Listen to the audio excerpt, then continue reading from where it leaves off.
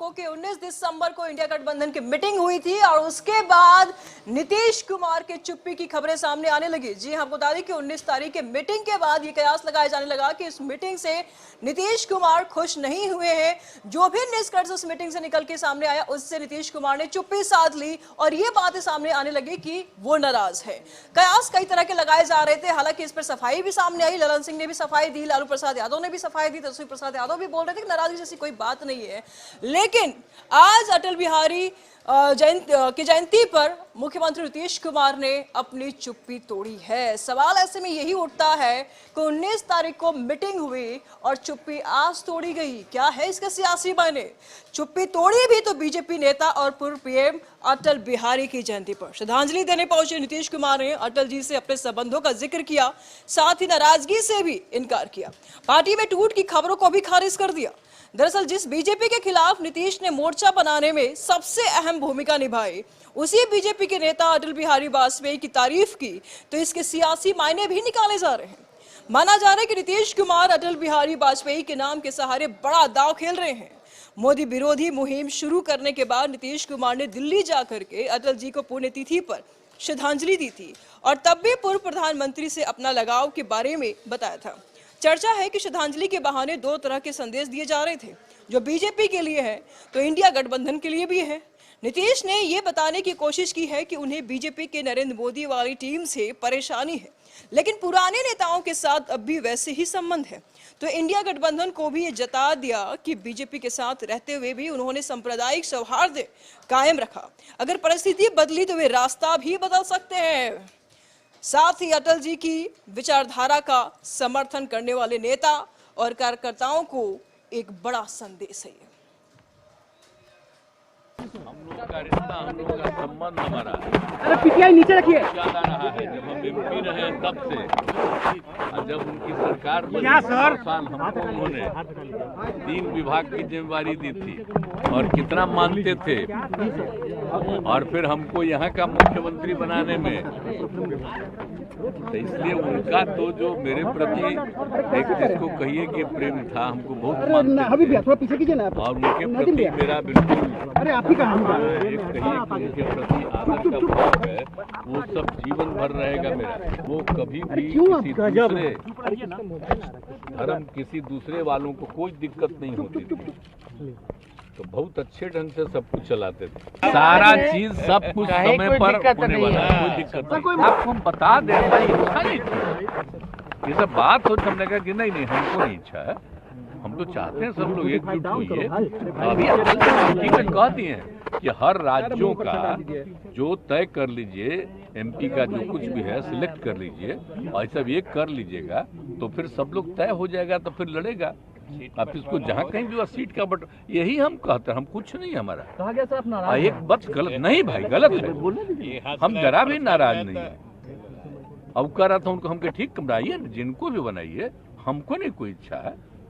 आप नहीं जानते, हम शुरू से बोल रहे हैं, लेकिन अब क्या कीजिएगा, कुछ से कुछ बोल देता है, लेकिन हम कहीं कुछ और नहीं बोलते हैं सिवाय इसके कि तेजी से सिलेक्शन हो जाए और सब लोग आगे करें, बस और कुछ नहीं। कुछ अंड बंड बोलता है कि उसको कुछ लाभ मिले, लेकिन छोड़िए ना, किसी को लाभ मिलने वाला है? हमारा पटिया में कोई इधर उधर है, हमारे पार्टी में सब एकजुट है, कोई दिक्कत नहीं है। हम लोग सब एक साथ मिलके हम सब लोग काम कर रहे हैं। इस पर तमाम जानकारी के लिए संपादक अशोक मिश्र जी इस वक्त हमारे साथ बने हुए हैं। अशोक जी, ये कैसे विडंबना है कि आप हमें पसंद भी नहीं हैं और आपके बिना हमें चैन भी नहीं है। मुख्यमंत्री नीतीश कुमार ये किस विडंबना में फंसे हुए हैं? बीजेपी के 2 अंग है, अटल बिहारी वाजपेयी और पीएम मोदी। पीएम मोदी से इतना गुरेज है, इतनी परेशानी है कि उनको हम देखना तक नहीं चाहते हैं। उनके खिलाफ हम इंडिया गठबंधन को तैयार करते हैं, पूरे मोर्चे को तैयार करते हैं और अटल बिहारी वाजपेयी की जयंती पर जाते हैं। क्या है ये? इसके लिए आपको इतिहास के पन्ने पलटने पड़ेंगे जी। और आपको ये जानकारी रखनी पड़ेगी। अपने दर्शकों को हम बताना चाहते हैं कि नीतीश कुमार जो वर्तमान में नीतीश कुमार हैं, वो उसकी आकृति सही मायने में अटल बिहारी वाजपेयी ने ही गढ़ी थी। 19 74 का जो छात्र आंदोलन था, उसके बाद 1977 में नीतीश कुमार हरनौत विधानसभा से चुनाव लड़े और चुनाव वो हार गए। 80 में चुनाव लड़े और चुनाव वो हार गए। 1984 में 80 वाले चुनाव में आप ये कह सकते हैं कि नीतीश ने मान लिया लगातार 2 चुनाव हारने के बाद कि वो चुनावी राजनीति से अपने को अलग करेंगे। इंजीनियर थे तो उनको लगा कि हम ठेकेदारी करेंगे, लेकिन 1984 यानी कि 1985 में जब विधानसभा का चुनाव हुआ तो नीतीश चुनाव जीत गए। उसके बाद 1991 में जब लोकसभा का चुनाव उन्होंने लड़ा और चुनाव उन्होंने जीता। 1995 में उन्होंने समता पार्टी बनाई जब वो लालू से अलग हुए। नीतीश का राजनीतिक कैरियर कोई बहुत बड़ा नहीं था, लेकिन 2000 में जब विधानसभा के चुनाव हुए तो उस समय लालू प्रसाद और राबड़ी देवी की चलती हुआ करती थी और राबड़ी देवी मुख्यमंत्री थी उस समय। चुनाव परिणाम जब आए तो उस चुनाव परिणाम में चूँकि आरजेडी अलग चुनाव लड़ी थी, कांग्रेस अलग चुनाव लड़ी, जदयू अलग, समता पार्टी अलग और बीजेपी अलग। चुनाव परिणाम आए तो उस चुनाव परिणाम में भी आरजेडी को लगभग 124 सीटें आई, बीजेपी को 66 सीटें आई, नीतीश की समता पार्टी को 34 सीटें आई और 21 सीटें जनता दल को आई, जिसके अध्यक्ष शरद यादव हुआ करते थे, और लगभग 23 निर्दलीय चुनाव जीते थे। नीतीश उस समय केंद्र में मंत्री थे, केंद्रीय कृषि राज्य मंत्री थे, और उस समय अटल बिहारी वाजपेयी का उनको आशीर्वाद मिला और वो 7 दिनों के लिए मुख्यमंत्री बने। वो भी मुख्यमंत्री उन्हें अटल जी ने क्यों बनाया कि लाल कृष्ण आडवाणी गृह मंत्री थे और उन्होंने निर्देश दिया कि ये नीतीश कुमार को मुख्यमंत्री बनाना है। नीतीश ने विधानसभा यानी कि राज्यपाल जो उस समय थे तो उनके पास जाकर के 151 का उन्होंने अपना दावा पेश किया कि 151 विधायकों का समर्थन उन्हें प्राप्त है, और 159 विधायकों के समर्थन का दावा लालू और राबड़ी ने किया था। लेकिन उस समय जो राज्यपाल थे उन्होंने, चूंकि आडवाणी ने को निर्देश दिया था अटल जी ने, और आडवाणी ने जॉर्ज फर्नांडिस को जिम्मेवारी दी थी। परिणाम हुआ कि 159 के दावे को खारिज करते हुए नीतीश जी को मुख्यमंत्री बनाया गया और जॉर्ज फर्नांडिस को ये जिम्मेवारी दी गई कि विधायकों का और समर्थन आप जुटाइए। नीतीश ने 20 विधायकों से समर्थन भी लगभग प्राप्त कर लिया, लेकिन उस समय वो विधायक कौन थे? अनंत सिंह। उस समय विधायक कौन थे? राजन तिवारी। उस समय विधायक कौन थे? बोगो सिंह। परिणाम हुआ कि नीतीश ने इनका समर्थन अप्रत्यक्ष रूप से लेने का किया। नीतीश को अपनी छवि का भी ख्याल था। क्या हुआ अंततः? जबकि लालू ने कांग्रेस के सभी विधायकों को होटल में बुला करके और कांग्रेस का समर्थन हासिल कर लिया था। उस समय की जो तस्वीर थी उसमें आप ये समझ लीजिए कि मात्र एक विधायक बीना शाही को छोड़ करके लालू ने सभी को मंत्री बना दिया था। नीतीश 1 सप्ताह के लिए मंत्री बने और मुझे जहाँ तक याद है कि 9 मार्च को विधानसभा में विधानसभा अध्यक्ष का चयन हो गया और 10 मार्च को नीतीश को अपना बहुमत साबित करना था, लेकिन नीतीश को लगा कि उन्हें बहुमत नहीं मिला और उन्होंने इस्तीफा दे दिया। वो जब इस्तीफा दे दिए तो फिर अटल जी ने उनको बुला लिया और उनको बुला करके फिर केंद्र में मंत्री बनाया। तो नीतीश को पहली दफ़ा मुख्यमंत्री बनाने का काम अटल बिहारी वाजपेयी ने किया। 2005 के विधानसभा चुनाव जब हुए की घोषणा हुई तो अटल जी ने गांधी मैदान में एक मंच से नीतीश की अगुवाई में चुनाव लड़ने का ऐलान किया था। हालांकि 2005 में जो मार्च में चुनाव हुए उसमें भी किसी दल को बहुमत नहीं मिला और लोजपा के उस समय रामविलास पासवान के पास चाबी थी बहुमत की, लेकिन किसी कारण से वो समर्थन किसी को नहीं कर पाए। इस पर फिर बाद में हम चर्चा करेंगे। और परिणाम हुआ कि लोजपा पूरी की पूरी शिफ्ट हो गई थी, यानी कि उसका समता पार्टी यानी कि जदयू के साथ उसका विलय हो चुका था। इस पर बाद में चर्चा करेंगे। 2005 में जब विधानसभा में किसी को बहुमत नहीं मिला तो उस समय सरकार नहीं बनी, लेकिन फिर नवंबर महीने में जब सरकार बनी, विधानसभा के चुनाव हुए तो उस चुनाव के बाद नीतीश को मुख्यमंत्री बनाया गया। हालांकि 2000 के चुनाव के बाद नीतीश ने दावा किया था कि हम बिहार छोड़ करके नहीं जाएंगे, लेकिन कुछ ही महीने बाद वो बिहार छोड़ के गए, केंद्र में मंत्री बने और अटल बिहारी वाजपेयी कि जब सरकार बनी, आप ये समझ लिए कि 2000 से लेकर के 2005 तक, हालांकि 4 में ही चुनाव हो गए, तो उसमें भी नीतीश केंद्र में मंत्री थे और रेल मंत्री के अलावे उन्हें कई सड़क परिवहन में उनको कृषि की जिम्मेदारी दी गई। तो अटल जी ने नीतीश को एक पहचान ही नहीं दी, बिहार के सर्वोच्च सत्ता पर भी बिठाया। भला वैसे लोगों को नीतीश कैसे याद नहीं रख सकते।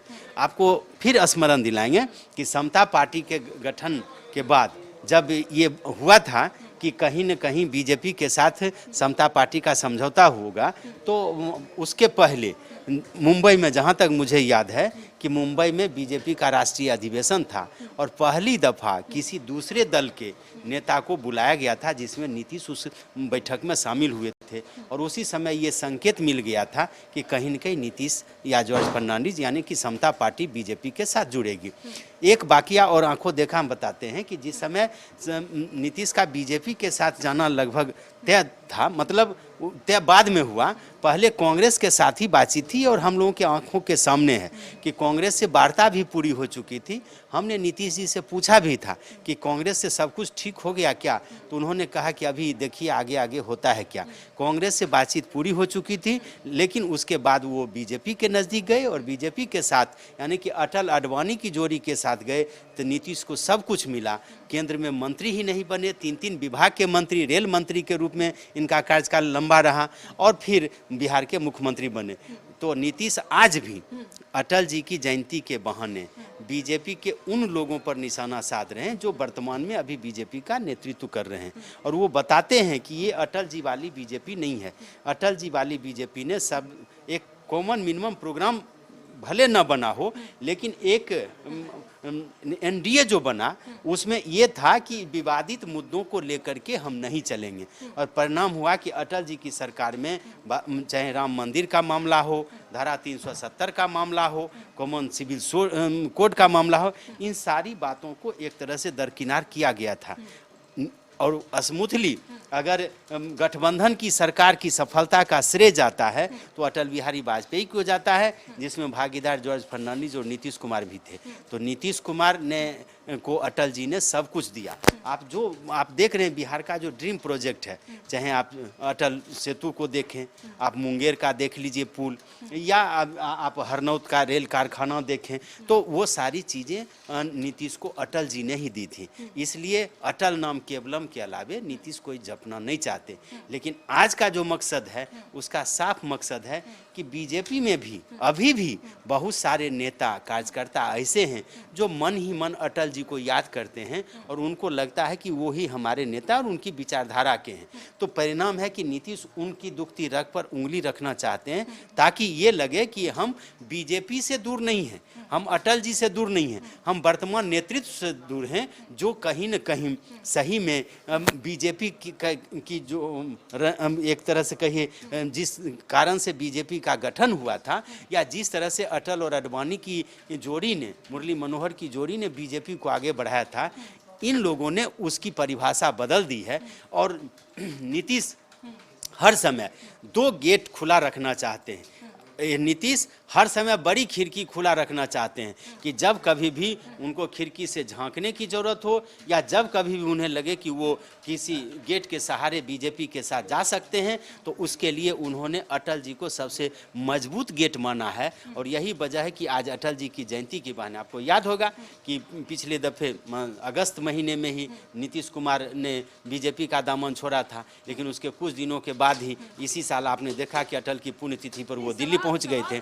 तो हाँ, तो आपने जो सवाल पूछा कि अटल से करीबी, अटल उनके करीब हैं और बीजेपी उनसे दूर है, यानी कि नरेंद्र मोदी दूर है, इसलिए कि अटल उनके करीब इसलिए हैं कि अटल जी की बदौलत ही उन्होंने अभी तक, वो नीतीश कुमार अभी तक बिहार के मुख्यमंत्री हैं। अगर अटल जी ने रास्ता साफ नहीं किया होता, 2000 में आपको हमने सुनाया जो संस्मरण आपको याद है, वो उस समय लालू के समर्थक सड़क पर उतर गए थे, राज्यपाल के खिलाफ प्रदर्शन किया था, कहा 159 विधायकों के नेता को मुख्यमंत्री नहीं बनाया गया, लेकिन केंद्र सरकार ने इसकी परवाह नहीं की और 151 जो नीतीश ने लिख करके दिया, 324 विधानसभा में 163 विधायकों का समर्थन चाहिए था, लेकिन 151 लिख के दिया, वो भी नीतीश नहीं पूरा कर सके।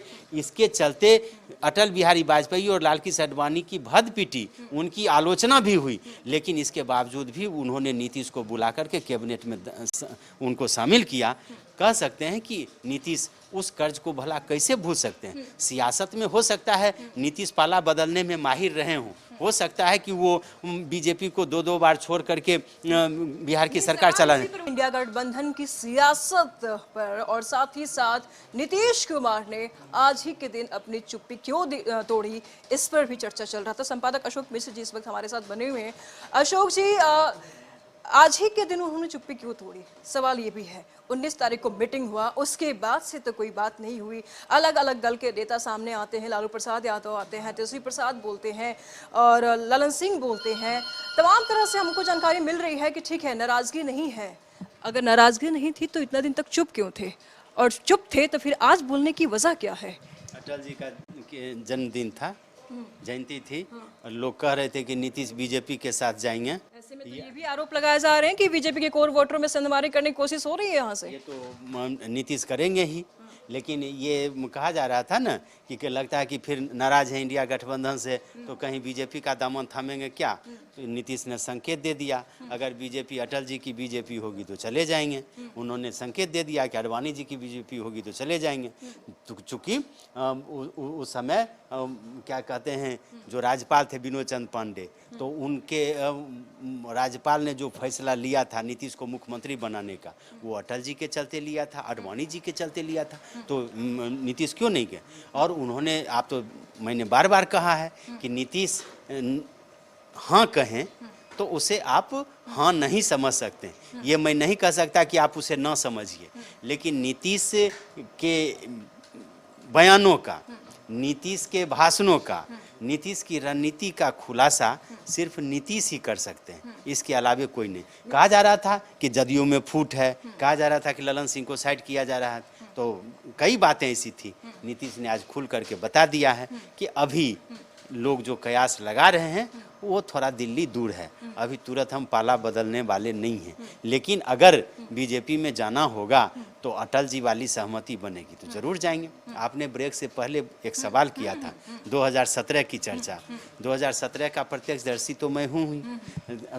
कैबिनेट की बैठक हुई, नीतीश ने अपने समर्थकों की बैठक बुलाई, विपक्षी दल जो गठबंधन था उसे वापस लेने का फैसला लिया और नीतीश के मुताबिक कि उन्होंने बीजेपी से समर्थन नहीं मांगा, लेकिन आधे घंटे के अंदर बीजेपी ने समर्थन दे दिया नीतीश के मुताबिक कि हमने तो नहीं समझा था, हमने तो मांगा नहीं था समर्थन, लेकिन लगा तो नीतीश को लगा कि कहीं न कहीं अटल बिहारी वाजपेयी का जो जमाना था उसी जमाने के तहत उनको समर्थन मिला। लेकिन फिर आपने देखा कि क्या हो गया। तो आप ये नहीं कह सकते हैं, नीतीश की जो रणनीति है उस रणनीति का जवाब भी सिर्फ नीतीश ही देते हैं। आपने पार्टी में ही आपने देखा कि कई नेता को अगर नीतीश एनडीए के साथ जाते हैं तो कहते हैं संजय झा जी को, अन्य नेताओं को कि आप ही ने तो कहा था जाने के लिए। अगर महागठबंधन में जाते हैं तो ललन सिंह और विजेंद्र जी यादव को कहता है कि आप ही ने कहा था। तो नीतीश की जो रणनीति है वो रणनीति साफ इंगित करती है कि बिहार की राजनीति उनके इर्द गिर्द घूमेगी, और इसीलिए नीतीश के चुप्पी के भी मायने हैं, नीतीश के बयान के भी मायने हैं। बीजेपी के नेता ने आज बयान दिया, उन्होंने ये कहा कि किसी उम्मीदवार की हमें लालसा नहीं है, पीएम कैंडिडेट का हमको लालसा नहीं है। वो दिन हम भूल नहीं सकते अशोक जी, जब यहाँ से नीतीश कुमार रवाना हो रहे थे तो पटना के सड़कों पर, चौराहों पर पोस्टर्स लगे हुए थे, बैनर्स लगे हुए थे कि अगर जीत चाहिए तो एक निश्चय चाहिए, नीतीश चाहिए। ये उम्मीदवार कार्यकर्ताओं में इतनी उत्साह कहाँ से? कोई तो बात रही होगी। इस पर सम्राट चौधरी रिएक्शन दिए हैं, रविशंकर प्रसाद भी रिएक्शन दिए हैं। सुनते हैं अशोक जी, फिर सवाल होगा इस पे। आदमी 18 साल से मुख्यमंत्री हो, जो आदमी 18 साल से मुख्यमंत्री हो, पहले 6 साल रेल मंत्री रहे हो भाजपा की कृपा से, अब वो कह रहे हैं कि हमारी कोई लालसा नहीं। ये पहला दिन भी बोलते यही थे। आप 1999 का प्रेस कॉन्फ्रेंस नीतीश कुमार जी का देखिए, उसमें भी उन्होंने कहा था कि राबड़ी देवी मुख्यमंत्री हो गई, इसलिए अब इस पद पर जाने की मेरी कोई इच्छा नहीं है। इच्छा तो उनकी नहीं रहती है, अब जानते हैं। ये अटल जी भी बीजेपी में ही थे और मोदी जी भी बीजेपी के ही नेता है, गलतफहमी निकाल दीजिए। अटल जी ने ही इस भाजपा का निर्माण किया था और भाजपा के कृपा से नीतीश कुमार जी मुख्यमंत्री बने, यह स्पष्ट और देश की जनता जानती है। ऑल इज वेल है तो इतना उठापटक क्यों है? ये कोई नई बात नहीं है, बहुत दिन से चला है। बिहार और देश नरेंद्र मोदी को चाहता है, फिर बनाएंगे प्रधानमंत्री और बड़े बहुमत से बनाएंगे। और नीतीश जी, आपको और आपके मित्रों को एक ही बात कहूंगा, no vacancies there for the post of PM. Chaudhary कहते हैं कि मुख्यमंत्री नीतीश कुमार को तो मुख्यमंत्री बनने की भी इच्छा नहीं थी, तो क्या मानना चाहे, अभी पीएम बनने की इच्छा है कि नहीं है? बहुत कम शब्दों में समय का भाव। हमने तो आपको पहले कहा था, आप देख लीजिए, राबड़ी देवी जब मुख्यमंत्री बन गई थी और नीतीश कुमार को कहा गया था कि आप बिहार के मुख्यमंत्री बनिएगा, तो उन्होंने कहा था कि राबड़ी देवी जिस पद पर चली गई है उस पद की अब मुझे कोई लालसा नहीं है। उन्होंने अब मुख्यमंत्री बने, लगातार बने, जीता। मतलब लालसा है पीएम कैंडिडेट बनने का? वो नहीं, वो साधु संत थोड़े हैं क्या? बिल्कुल बिल्कुल, तो मतलब लालसा साफ है। कयास काफी लगाए जा रहे थे और इस पर कार्यकर्ताओं के भी रिएक्शन सामने आ रहे थे, जगह जगह पर बैनर पोस्टर भी लगाए जा रहे थे। कई तरह से ये बात सामने आ रहा था कि आगे पीएम कैंडिडेट के रूप में मुख्यमंत्री नीतीश कुमार आ सकते हैं, पीएम पद के लिए चुनाव लड़ सकते हैं।